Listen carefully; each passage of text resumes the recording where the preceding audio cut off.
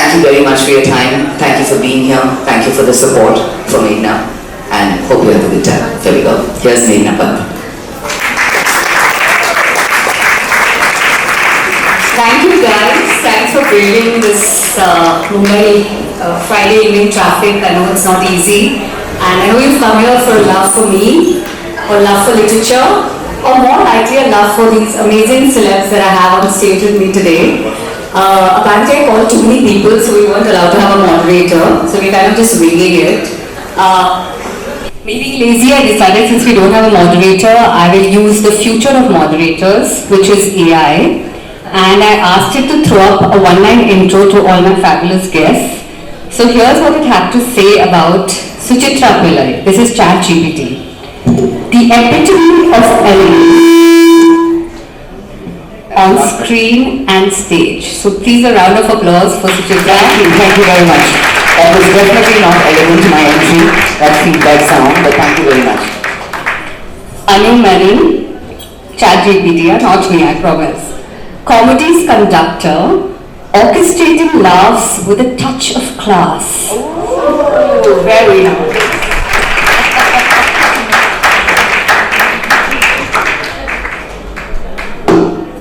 Just checking. Neil Bhoopalam, this is amazing. The silver screens tell the charmer, stealing hearts one roll at a time.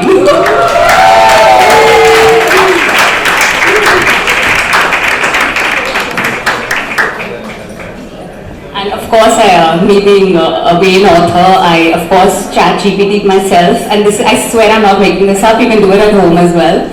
Meghna Pant, a literary sorceress, weaving words into worlds of wonder.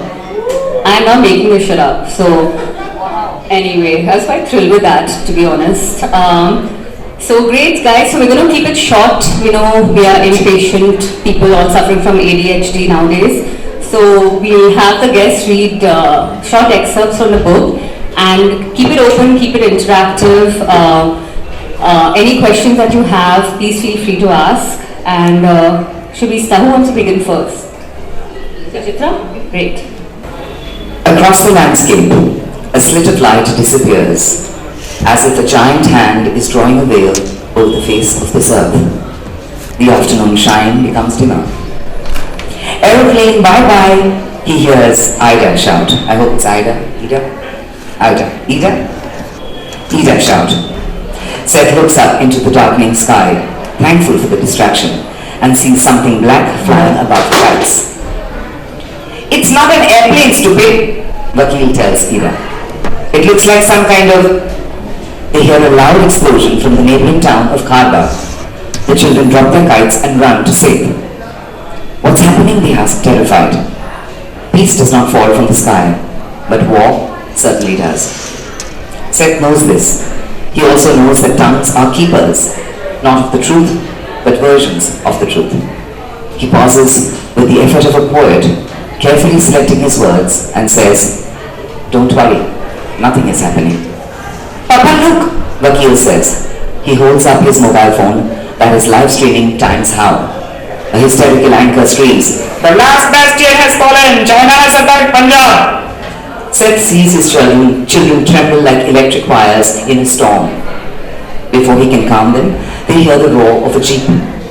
They run to the parapet and look out at the road. An army jeep screeches to a halt in front of Mehra's bungalow. 5 Chinese soldiers in olive drabs jump out of the jeep and storm into the house. Seth hears the sound of glass shattering, utensils clanging, and cupboards falling. They are ransacking Mehra's home. "What's happening, Papa?" Ida asks her father.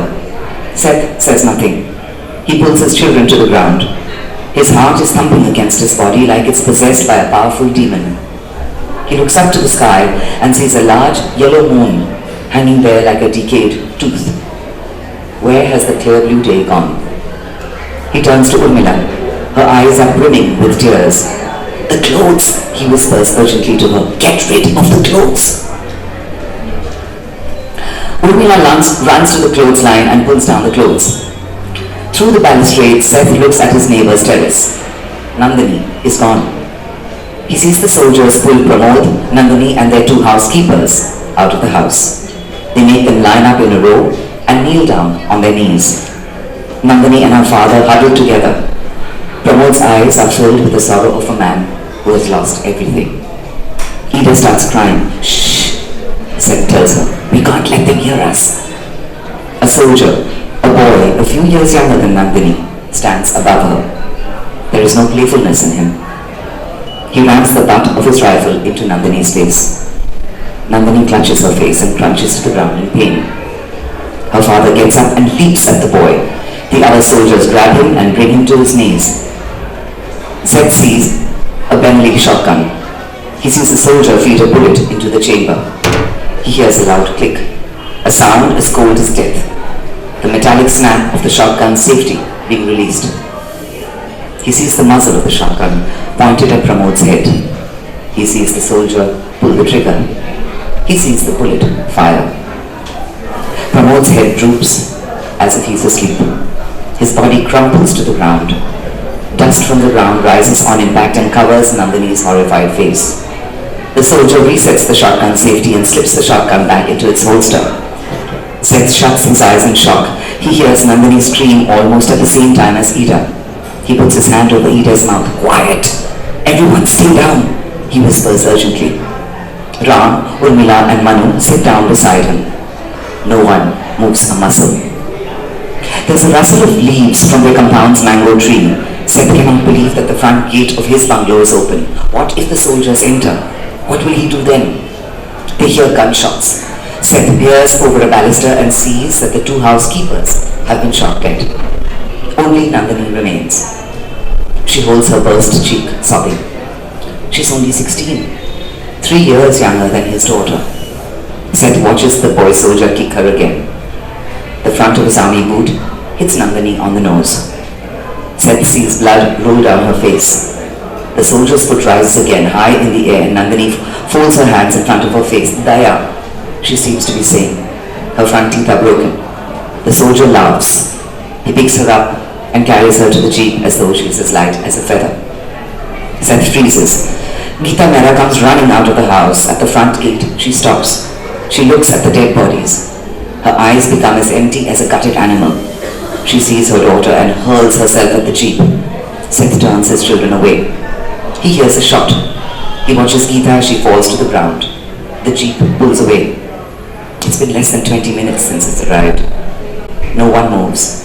Sweat streams down Seth's arms and he watches it dry. A jacaranda flower falls, quivering to his lap. After a minute, or 10, he lets Ida go. She screams. Where have they taken her? Ida clutches him and asks, where has she gone? Nightmares have pooled around her eyes. I don't know, Seth replies. He holds his daughter and walks her slowly down the stairway. The others follow, crying and trembling. Will his family meet the fate of the Mehra family? Seth breaks into tears.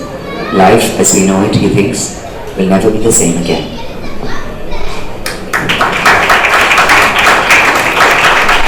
Thank you, Suchitra. That was amazing. I got goosebumps. You read it so beautifully. This is, by the way, the first time in India, my editor just informed me last week, that a female author has written a dystopian war novel. So there are many rules being broken here. It's also the first time that anybody's written about India and China going to war. So I have to confess that it took me 10 years to write this book, 3 to 4 years just in research and then just putting the story together, imagining a world that doesn't exist in the future and all over climate change. Because the fact is, China is going to attack India in the 21st century. It's going to be the largest war known to mankind. It may be annihilative completely like a nuclear war. But here I've imagined something different, that if they don't annihilate us completely, what happens then? So creating that world took everything out of me, and I wrote it only because a male author in 2012 when I published my first book, One and a Half Life, he said that women can't write war novels. So I'm a heretic, and I know that war literature has been dominated by men throughout the world, not just India. But I also have to confess that I kind of froze after I finished writing the book. I got this sort of cognitive dissonance, like when you see a celebrity you love and you kind of just freeze. And I sat on this novel for 6 years. It was just lying in a folder in my laptop because I said, have I done justice by my gender? Have I written a book that's good enough to be the first book of its kind? So I just froze, and I'm really fortunate that this book came out. It's a gorgeous cover. Simon & Schuster is the publisher. They've done a phenomenal job, and I'm so happy to see you all guys here because we're literally I feel like in so many ways creating history. So thanks for being here. Meghna, if I may ask, did you send a signed copy to that author? And say, ha ha! I should have. No, now he claims to be a feminist. So he's denied completely that he made. Of course, nowadays everybody's a feminist. So they deny everything they said 10 years ago. But what made you want to write a war novel? I just wanted to prove a man wrong. So it was a challenge, basically. It was a challenge. So please don't challenge me. I take these things very seriously. I think, did you guys get a chance to read the book? What did you think of it? Thank you. Thank you for writing the book.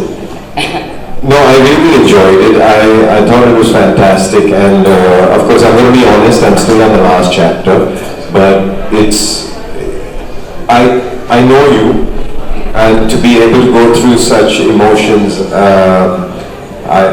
I was very surprised. I had when you say you've done 10 years of research, now that I realize it, I think it's showing. It's because there are bits which are pretty dark, there are bits that are pretty bright and surprising and what an imagination. And what an imagination. Wow, seriously, what an imagination. Every page you will go through, you will find something new as in from which corner of her mind did that come from. So yeah, it's literally that. Sometimes you also worry for her husband. But anyway.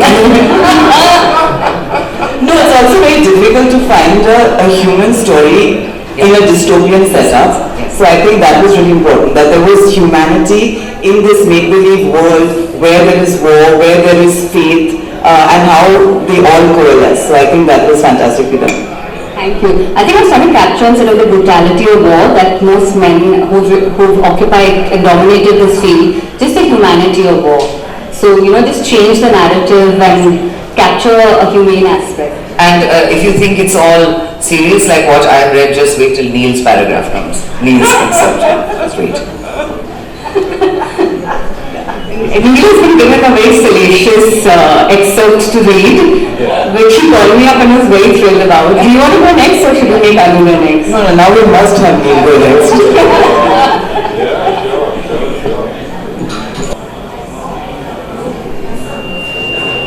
Shall we just go for it?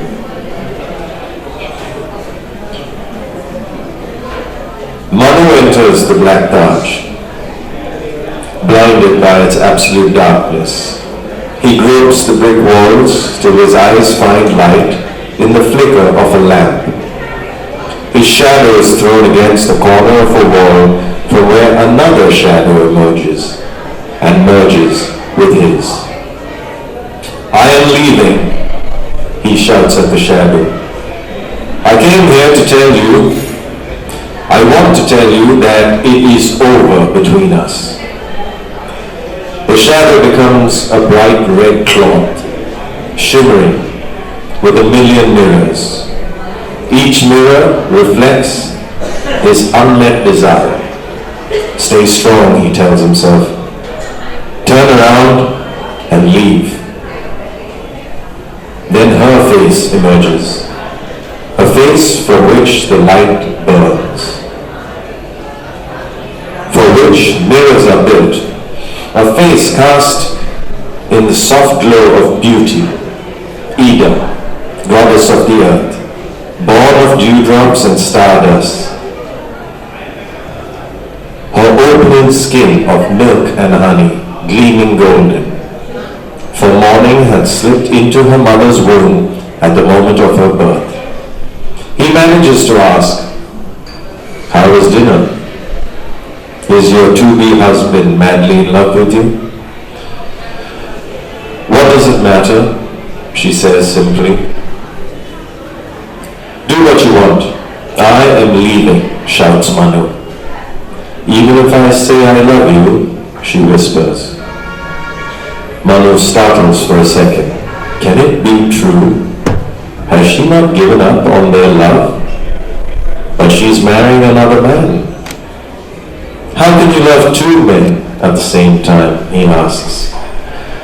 The heart is not a box that gets filled up with love. It expands and it expands and it keeps loving more. Her face is contorted with the innocence of a child and the lust of a temptress. It is the only thing about her that reveals the truth. What nonsense, he says. If you grow up in darkness, you only love darkness, because that's all you can see. So, one day, when you see the light, you're drawn to it. It's magnificent. But seeing the light doesn't mean that you never turn back to look at the darkness. You love both light and darkness. And you can't love one without loving the other. You're hopeless. Are you drunk? He snaps. I don't love him, she says simply, and smiles at him like he's an impish child. He doesn't listen. How much did you drink? I had to. I had to drink to survive that horrendous dinner, she says. A tear rolls down her cheek. Manu walks towards her. No, she says. This is on my doing. Talk to me about how you're feeling, he tells her. Right now, I don't want to talk. She moves towards him, like liquid flowing between silk sheets. She runs her hand along her face, over her breasts and her navel. She reaches that mound which Manu so often visits, rubs it and pokes it. Then she moans. Manu's thoughts slow down and stop, like a train pulling into a station. Her fingers, wet and shining, rise up again and dip into her blouse. They unbutton the blouse, revealing 2 full moons of breasts. They tug at her cherry nipples. The twisted coils in Manu's stomach unfurl, and an ember burns. The fire within him reignited. She steps out of her sari and stands before him naked like a goddess. Lust gathers in his throat like a lake. He remembers the lust. He remembers the taste of her skin, like molten honey, her vagina like crushed grapes, and her lips like a glass of red wine being poured in the sun. The dam bursts. He falls upon her. Today she is doing what she's never done before. Today it's all teeth and nails and deep angry growls, as if they were 2 clashing swords. Her fingers coil around him like a noose, and her tongue forks in his mouth, sending his moans into silence. He pines for her soft eyelashes, those moist lips, their entwined limbs, and a gentle caress. He pines for all this, but today he lets her be. Pleasure is not the only thing that leaves memory. For even as she prods and explores Manu, Ida sees lights torch the corner of her mind. Her dark spaces are invaded by such ecstasy that she can't reach out to them anymore. The parts of her body that he touches come alive, moist and glistening, as if made of dewdrops. Everything within her that is shattered, the niggling bits and wobbles of her life that she can never piece together, become whole when she is beside him. All her stupidity, her mistakes gather in one place. and blanketed by his embrace, they are forgotten. This stupid, stupid love. She sees it. It's still there, standing quietly in the corner, whispering to her. She turns the other way and prays for it to go away. Wow, thanks for giving me the opportunity to read this. You read it so well, thank you. I mean, bringing those words to life, it is just such an amazing feeling. By the way, the children here, right? Sorry. This is the first SEX scene that I was able to write like this. I get very squeamish about it, but I said I have to plow through as an author. I should be able to write anything, right? What do you guys think? I think it's possible to love two men at the same time. Because I love Ryan Reynolds and Ryan Gosling with equal passion. Yeah. So I just And they have the same name too. Yeah. Yeah. So whatever it's called while doing it, it doesn't matter, they think it's in. Yeah, absolutely. Well done, Anu. Choice, good choice. It's fantastic. I thought it was magnificent to be able to, and there was so much, the emotions, and it's just too fantastic. Thank you so much. So yeah, phew. I was able to do it. I was able to have it read out. I also wanted to giggle when I said, I reminded myself it's my own words, so I better not. But Meghna, are you like happy with everything that you write? Or you always feel like after it's published, this would have been better, or I should tweak this, or... I can anxiety before publishing, but after publishing I'm extremely confident. So Saurabh, my brother, has often walked into the room and seen me rereading my own books to get inspired. Because I'm like, isse behtar kaun likh payega. So I become my own biggest fan after it's done. Before that, I suffer from typical angst, and I think I'm the worst writer in the world, and why am I this masochist attraction and obsession with writing? Why have I already been cursed with it? But after the book is out and I read a few reviews and I'm filled with confidence. So being an author is like that. You suffer from huge insecurities, but also a touch of arrogance to be able to keep writing. So I think it's a nice kind of blend, and the process is quite interesting. How difficult is it to write now, as you said, it's the first dystopian novel written by a female writer. How difficult is it to write a story which is, all entirely like make-believe? This situation may never happen, it's out of the box, it's compared to, the other books that you've written. I've never written something like this before. I write literary fiction, but I feel like stories like women should not be contained in boxes. Why should they? So I write across genres. I just signed my first children's book contract 2 days ago. And I'm not, this is literary fiction, right? Thank you. So I feel like whatever story comes to me, I want to write that and hopefully write it to I always imagine somebody else writing it and I'm like, is this the best version of the story that can be written and can it be written by me? But this was the most challenging, the most ambitious book I've ever written, and it took everything out of me. So I'm glad it's out. And when you write something like this, do you already know what you wanted in the beginning, in the middle, in the end, or does it come to you? No. Now, the first novel, 1.5 Wife, when I started out, I knew only the beginning.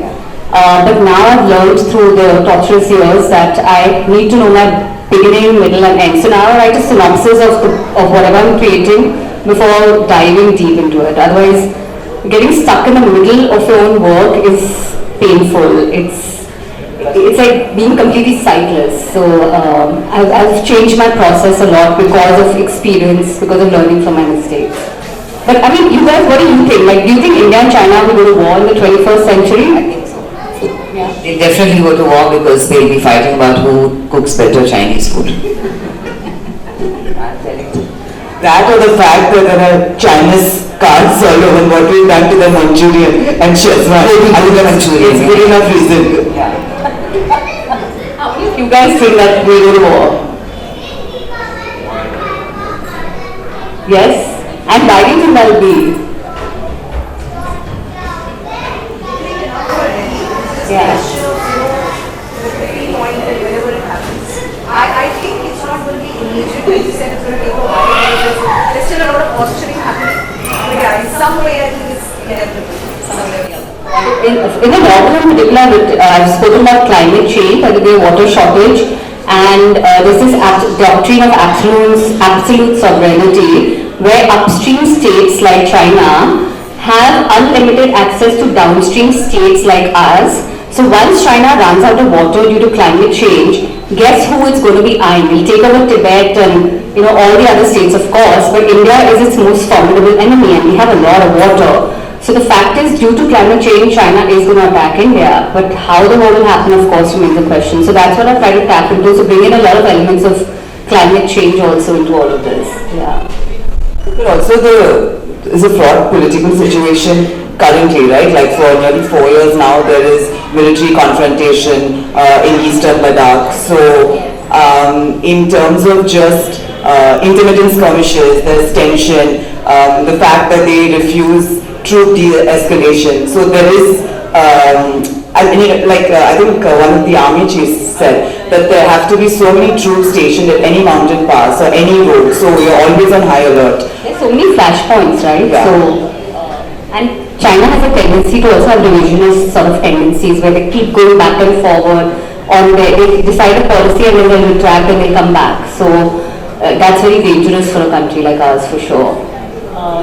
Do you guys see this as like a TV or a series, as a movie or a series? Yeah, Series.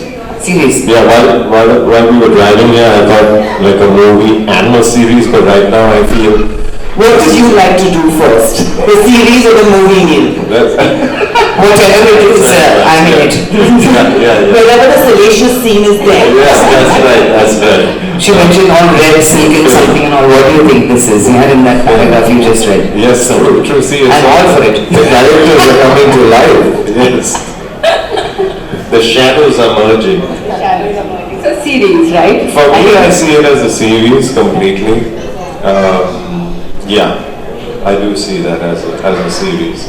But you also feel you've taken a risk given the political climate with a novel like this, and it's yes, it's set in the future, but it's also very current in a lot of ways. So do you feel that was a huge risk that you took and a risk you wanted to take? No, it wasn't contrived at all. It just came out at the time it did, and people are very intrigued by the title. They are always asking me, who's the man who lost India? And it's a very high feminist book because that's just how I write. So of course, people are also asking why did I put man on the title, because Ida is one of the main protagonists. What do you guys think? Who's the man who lost India? Because I've got all funny kinds of questions and a lot of fun answers. So who do you think is the man who lost it? This is of course a fictitious book, but if there was a man who had to lose India, who would you imagine it is? Don't worry, this is not being recorded, so you can see your mind. You can just use initials, it's fine. No one will see anything. It's very difficult to maintain a skincare routine in prison. So I'm saying.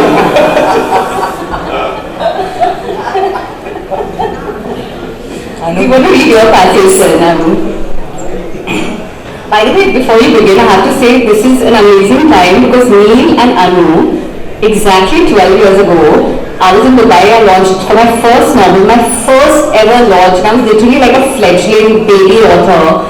For 1.5 life, I flew down from Dubai and at Kitab Khana, Anu and Neil were my guests. So this is literally like a full circle, and there was Judy And what's more Pandey. amazing is that less than 12 months ago I've met Meghna, yeah. Yes. And the third person was Judy Pandey, the VJ who unfriended me twice, so unfortunately I couldn't ask her. He's on unfriending Suchitra. So it's really nice to have these two back after 12 years. It's amazing. Amazing to see your journey because I was reading 1.5 Wives and I was also 1.5 Armies because I was 3 months pregnant at the time.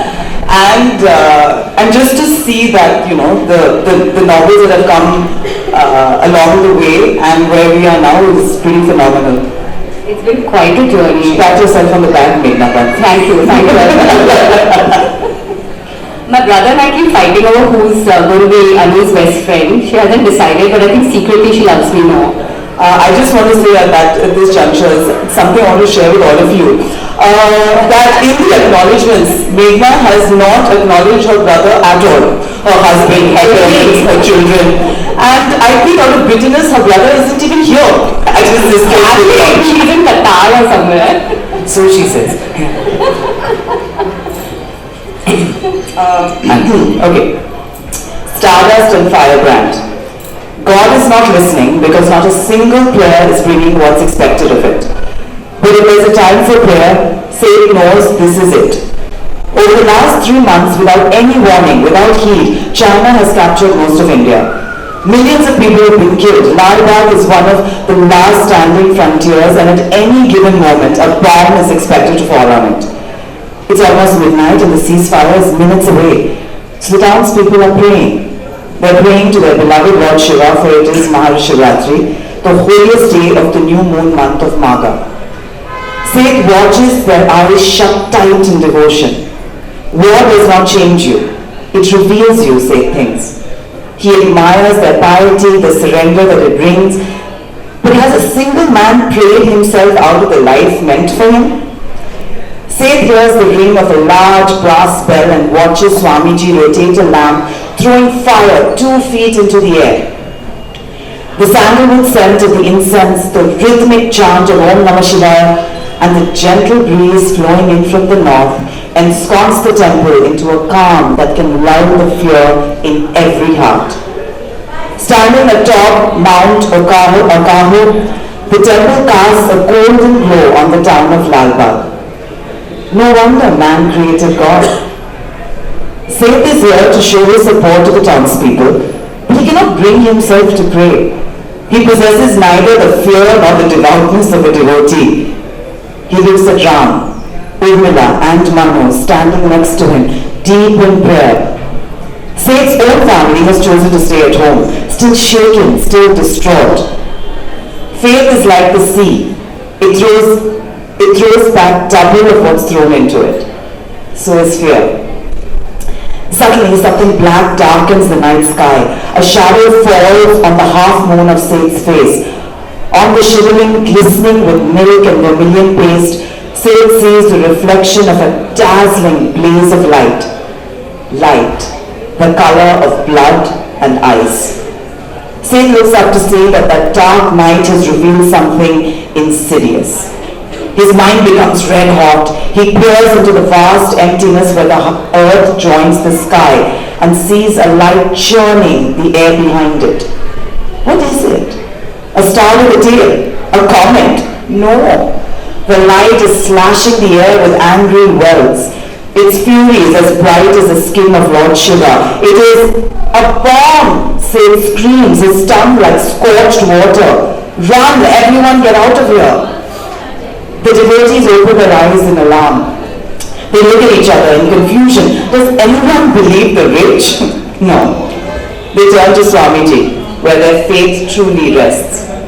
Save yourselves, Swamiji says slowly, as if God is whispering in his ears. Run.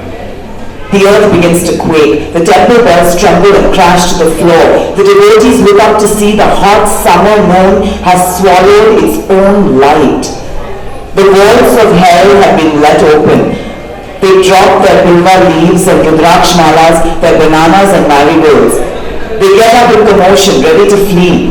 But their feet, they find that their feet have frozen. The heavens are lost. What is happening? They look at each other in panic. They begin to sob. A man faints. Seth too finds himself glued to the temple floor. Ram leans over and puts his arms around him. I will not let anything happen to you, he says. Urmila and Manu look at Ram with a full force of hurt till he pulls his arms away. Save us, Shiva, says Urmila, clasping her hands in prayer, tears streaming down her face. I vow to spend the rest of my life filled in your thoughts and to never speak a human word again. Seth thinks of Ida, within whom his happiness always finds heart. He hopes the bomb does not make its way into her gentle life. From behind the shivling where the cannonball tree grows, bearing sweet-scented blooms in winter and shading the devotees in summer, there comes a strange noise. Seth sees the buds of the cannonball flowers, 12 in all. They quiver as if gathering their strength. And then Seth gasps as all the devotees, the flowers, begin to open their petals like the hood of Shiva's serpent. They throw columns of shining golden light into the sky. What supernatural thing is this? Then the shivling, black and crowned with a naga, starts to grow. It grows and grows, longer and longer, wider and wider, crashing through the roof of the temple. This time the shock is too great. Seth can't even gasp. He just stares, mouth open, as the linga begins to take the shape of Shiva. It is a shape that he knows but does not expect. And then, right before his disbelieving eyes, Shiva turns into a fiery column of light. The Lord has come alive. Like leaves falling at the foot of a tree, everyone drops to their knees. The Neelkanta has risen, they gasp. The fear in their hearts is gone. The bomb shows no such reverence though. It hurtles towards them, impatient, as if it's a blessing the devotees have long prayed for. And it falls, wreck and fury in all its destruction, and it falls upon the light of the Lord. No, cry the devotees. There is a single dazzling explosion. Mount Akaho rattles as if its core has exploded into the sky. A tempestuous wind sweeps through the land, whirling dust in an eddy, shaking trees from its roots, forcing homes to crumble, sending the good earth into that heaven that gods can lean. Seth shields his face from the flying embers and shrapnel he expects. His ears ring. He feels a powerful force lift him up and drop him to the floor. He hears a crunch. Hi, Ram. I mean, you're so good. That was so amazing. Thank you. Good goosebumps, right? She's just getting goosebumps listening to her own words. That's all. I write so well. That's the nicest thing you said about me, by the way. But thank you. That was amazing. And guys, if you have any questions, let me know. We're going to wrap it up. I've been signing books since 4:30, so I'm honestly exhausted. Yeah, but any time when she'll definitely sign them. She'll still stay. No, I feel like we should make some noise because of just the nature of it's Women's Day that's coming up, and I feel like it's a war novel that's been written. So I'm like, please go on your social media, talk to your friends, and just make some noise about it. Because I think it's important that we debunk these stereotypes that war literature is the domain of only male writers, especially my writer friends. So make some noise, and any questions, please don't feel shy. Feel free to ask us. Tell me, Meghna, you began to write this 12 years ago when you were challenged and you shelved it. What spurred you to pick up the book again and finish it? I was striving towards perfection. I wanted to write a perfect novel, and as I'm getting older, I'm letting go of this notion of wanting everything in my life to be perfect, because the fact is none of us lead a perfect life. None of us are perfect human beings. We are falling and failing, making mistakes every single day of our lives.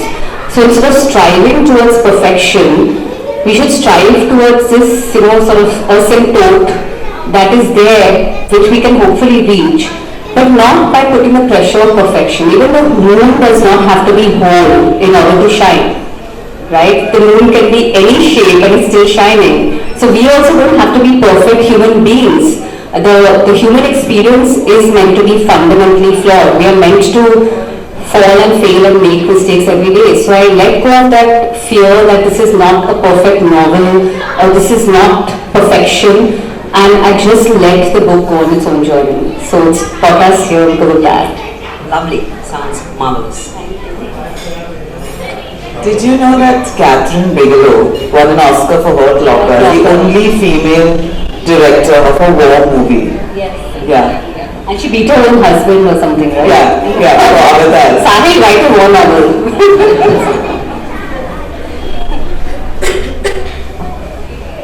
So I understand this was new territory for you, and all of it must have been challenging. But what aspect of writing it was most challenging? Was it emotions in the context of war? Was it the political angle?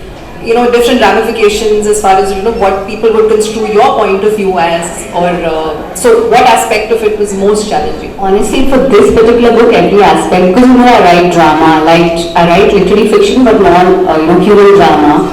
Just the research was very difficult. So I read a lot of books, very interesting books. I read a lot of articles. And I'm not a political journalist, I'm not or a writer, this has a lot of elements of religion, it has a lot of elements of magic realism, which is very interesting. So it was a complete departure for me, but I feel like, first of all, I'm the kind of person I get bored very easily, so I need to keep challenging myself in order to let the creative juices flow. So if you find my trajectory, I've never written the same thing twice, and I know nowadays most authors write in the same genre, honestly exactly the same story over and over again, because that's what sells. But I've always been a risk-averse author. I'm writing the stories that I think need to be told, and I try my best at hopefully writing the best version of it. And I think that's all we can do as creative people. Keep challenging ourselves. Hi, my question is, this is a war book and there's nothing called a simple war. I mean, even low intensity war is extraordinarily complicated. There are too many perspectives and too many tragedies. And even like my previous book was a militia war, but it was not the way, it was not like between two nations. It was more like tribal warfare. So what I need to know from you is, because you talked about two questions I have. One is to do with you mentioned that there are certain things, like for instance, there are different things like religion, etc. you talked about. So beach where you sort of concerned about people are getting very intolerant. So as a writer, sometimes we try to not say a few things, change a few names, maybe not show stuff in the way we really want to say it. So did that happen with you in this particular book? So fortunately, because I've written this novel, finished writing like 5-6 years ago, that pressure was not there. But to be honest, I did change the ending. Okay, so just show of hands. How many of you think that if China and India go to war now, China will win? Just be honest. Right? The rest of you really think India is going to win? I think everybody shake their head, but nobody's doing it. India has more guns, is what we're hoping. India has all original pieces, no copies. We're not using ammunition made in China, so therefore we need a win-win. Yeah. So I tapped into this religious phenomenon that actually saves India. So I've used religion as a flex for something positive. So instead of turning it, I feel like religion should not divide, it should unite us. And politics also is constantly disempowering us when it should empower us. So I've turned these sort of elements and turned it into something positive. And honestly, in many ways, this is a peace novel, because if I'm looking into the future and saying this is what's going to happen, how can we prevent it? How can we repair relationships? More than that, how can we be prepared for the war as a nation? So in many ways, it's not just a war novel, it's also a peace novel.